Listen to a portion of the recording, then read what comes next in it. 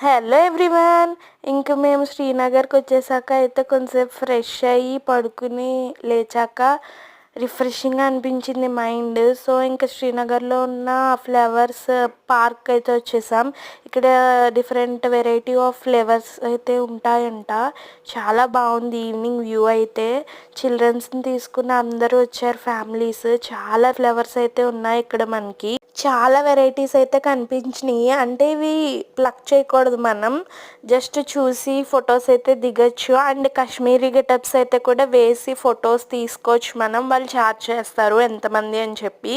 200 అలా చేసుకుంటారు మనకి ఒక ఫోటోకి. చాలా బాగా అనిపించింది. ప్లెజెంట్ ఈవినింగ్ లా అనిపించింది. ఆ సన్సెట్ అది కూడా. ఇంకా టైం అక్కడే స్పెండ్ చేసాం అందరం కలిపి.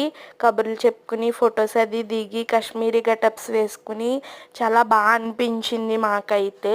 మీరు కూడా విజిట్